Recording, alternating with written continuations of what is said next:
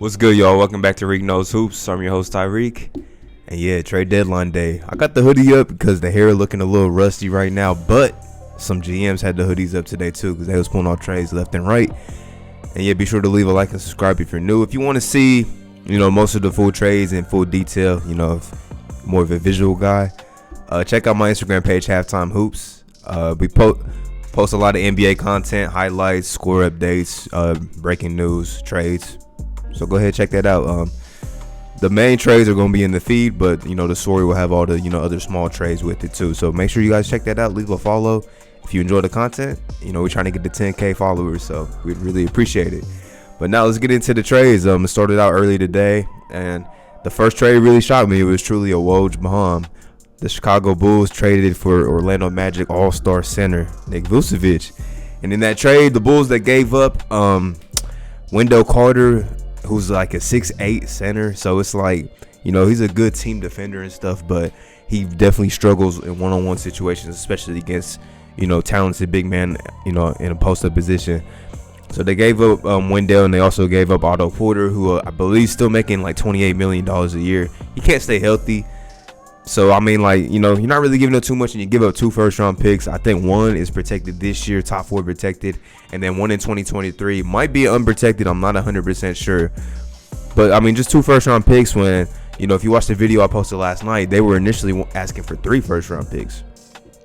So, not bad by the Bulls front office regime. I mean, it seemed like they're going all in. I also said in my video last night, the Bulls are in kind of a weird spot. Are they going to go all in or are they not? So it's like, it seems like they're going all in, trying to make that playoff push. And I think along with this trade and the next trades I'm going to mention, they did a really great job today. Definitely one of the winners of the deadline.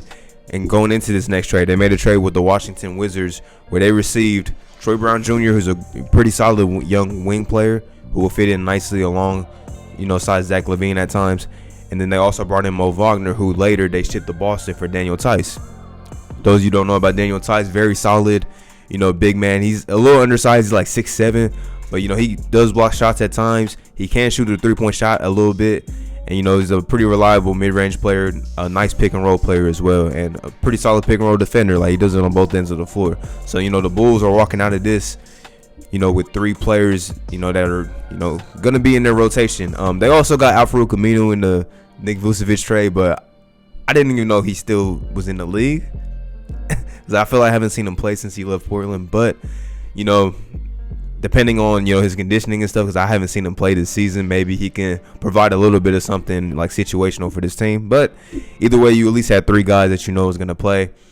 In the Wizards trade, they gave away Daniel Gafford and Chandler Hutchinson. Chandler Hutchinson is always injured, it seems like.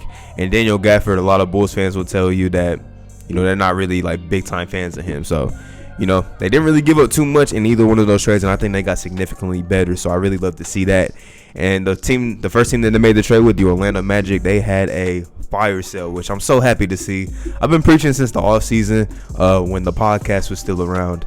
I was saying, like, man, I hope the Magic sell everybody. Sell Vucevic, Aaron Gordon, Fournier, Terrence Ross, and sell the whole farm. And they had a fire sale today. This was just the beginning. The next trade they made with the Boston Celtics, they traded away Evan Fournier, who just hit the game winner last night for the Magic. They traded him away to Boston for 2 first-round picks. I think the Celtics trade exception was using this because that's really the only way I can imagine this would work, because they didn't give up any players, just 2 second-round picks. I would say that's a good deal for the Celtics because you get another wing scorer, who'll probably instantly be your best spot-up shooter, from day one.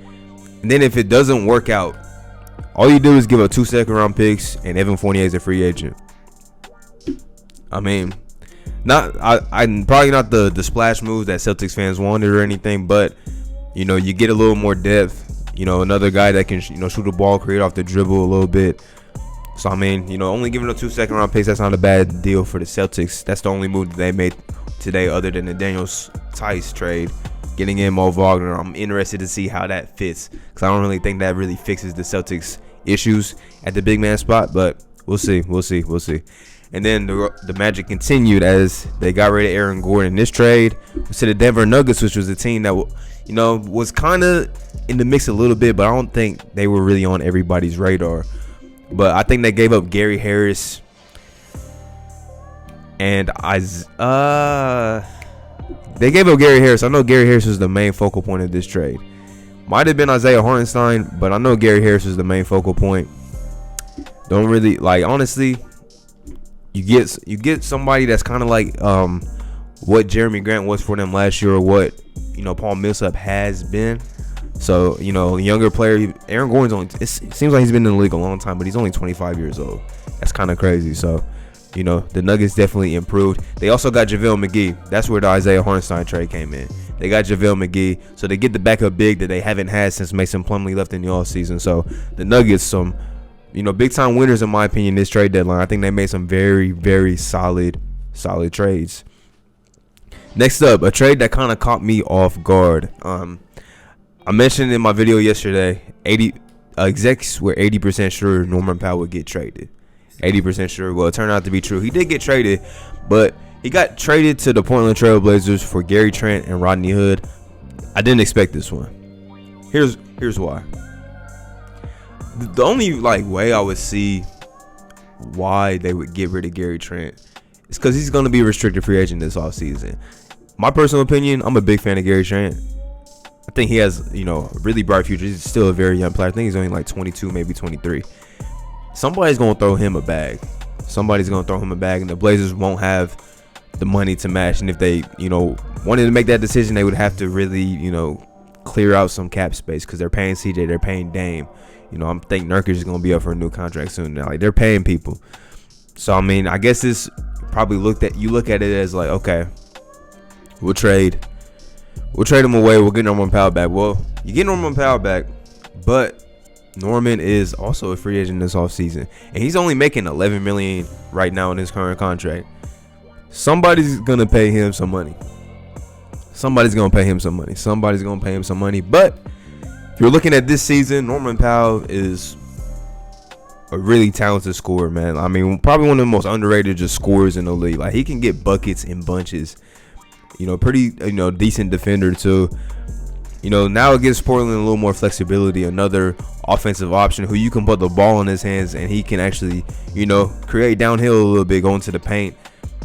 Something that, Gary Trent maybe didn't have, and Rodney Hood to a lesser extent, didn't really have either. So it's I think Portland definitely upgraded for this season. I'm just curious to see if Norman Powell will be in Portland next year, because you do have to, factor that in at the same time. But I like that move for them. And for the Raptors, a team that looks like they're trying to, revamp a little bit.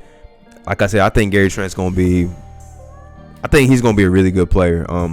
I think he has star potential in my opinion, but that's just me. But yeah, listen, I think he's going to fit in nicely. And if Kyle Lowry, who didn't get traded, is gone in the offseason, you slide Fred VanVleet to the 1, and then Gary Trent's going to be your 2 of the future. So I really like that move, given that they can retain him in restricted free agency. Let's move on, though. Another team in the Eastern Conference making moves, the Miami Heat. They got better today. They picked up Nemanja Bjelica from the Kings. That was the first trade. It's okay, you get another floor spacer. Probably better than Kelly Olynyk, who I think they traded away. Yeah, they did in a later trade. They did trade Kelly Olynyk away, so this is a really strategic move by Pat Riley, bringing in Bjelica because he's a very good floor spacer, pretty solid rebounder, and I think at this point he's better than Kelly Olynyk. Now, the trade that was kind of inevitable if it was going to happen or not, or if he was going to end up in this city on the deadline. Victor Oladipo is a part of the Miami Heat, and now I think Miami, they got what they want. Now they have another guy that can create on the perimeter alongside Jimmy Butler, Goran Dragic, and score the ball. And they didn't give up too much to get him, man. I think Kelly Olynyk was a part of the deal. It was another player, and I think a couple seconds. It was not nothing that you wouldn't do, man. It was easy deal for them to make. I like the move a lot. Oladipo's pretty much said he wants to be there. He's there now, so I'm interested to see the Miami Heat coming out of this trade deadline. They picked up Trevor Ariza about a week or so ago. I like that move a lot. Yeah, the 305, they're back. They're on a little bit of a losing skid after they were hot for a few weeks, but I think getting Oladipo pushes them towards the playoffs, and don't be surprised if they make another run. And they're loading up on two-way players because they're gonna have to see that Brooklyn Nets team eventually if they want to make the finals, most likely. So it's you got to load up on two-way players to be able to defend all the offensive options that they have. Next trade, I think this trade is low-key but could be kind of significant. The Clippers got a point guard. They got a point guard, and we thought Rajon Rondo was gonna be in Clipper land in the offseason. I think that was inevitable. Everybody thought he's gonna be there. He ended up not. He took the money in Atlanta, so it's like, okay, cool. Clippers went and got him, and I'm guilty because I was saying every name except for Rondo. I think I mentioned like Rubio, Elfrid Payton. I mentioned a bunch of guys, even like George Hill. George Hill got traded to Philly, by the way, in a little bit of a smaller deal. But with that being said, the Clippers traded away Lou Will back to Atlanta, his second stint there, his home state, and they get back Rajon Rondo. Exactly what they need, somebody that can control the flow of the game, put players in the right spots, and we know what Rondo brings in the playoffs, man. I mean, if you didn't watch the playoffs last year with him on the Lakers, you miss greatness, because he's a playoff performer, man. He's a playoff performer, and that makes the Clippers a lot better than what they were just yesterday, just right before the trade deadline. I really like that move a lot. And yeah, I mean, really like the last trade that had any kind of significance to me was the Pelicans trading away JJ Redick, which it was said he was going to get bought out, but they trade him away. I think they got James Johnson in return and Wes Iwundu. Traded away JJ Redick and Nico Melli. So for the Mavs, you get a couple four spacers, and JJ Redick can get consistent minutes and shoot his way back into shooting the ball really well, because he started off really slow this season. You just have another floor spacer alongside Luka Doncic. And Nico Melli can really shoot the ball too. Doesn't really bring anything else to the table, but he can shoot the ball. So, you got Luka, just more spacing, which is dangerous. And for the Pelicans, you get something for him. And I really like James Johnson being like a veteran leader on this team, and he's the enforcer. So I think this team needs a little bit of toughness, a little bit of guidance too, and I think James Johnson can help provide that. Yeah, that's all the trades though. Lonzo Ball didn't get traded. That got cleared off the table. I know Bulls fans are probably upset about that. I think, Kyle Lowry, he didn't get traded. I thought it was almost, I made a tweet. I'm like, Kyle Lowry's getting traded today, because they kept clearing up like roster spots. Like they traded away Terrence Davis, they traded away Matt Thomas for just second round picks or something like that. And it's like, oh yeah, they're clearing space to try and get Kyle Lowry up out of here, try and take in extra players, but he's staying in Toronto, which it's his birthday. Happy birthday, Kyle Lowry. I think they said like he's cool with finishing the season in Toronto. He loves it there. The city loves him. One of the best Raptors of all time, if you ask me. Yeah, a lot of interesting stuff. LaMarcus Aldridge is bought out. I didn't see Drummond buyout situation. I didn't really see anything about that, so we'll keep an eye on that the next few days. And if anybody else gets bought out, we'll definitely talk on that. The rest of the trades were kind of small. Like I mentioned, Matt Thomas, Terrence Davis. I think Brad Wanamaker got traded to the Hornets for nothing. So it's like small trades. Surprised the Warriors didn't really make any big moves, or at least try to.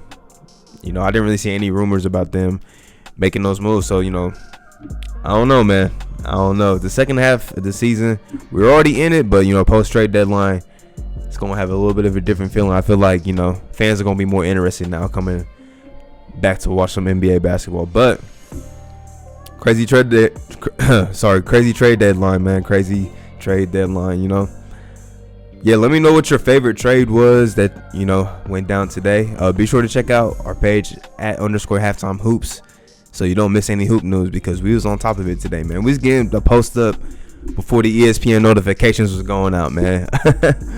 But yeah, I appreciate y'all for tuning in. Trade deadline special, and I'm going to be back next time, y'all. Peace.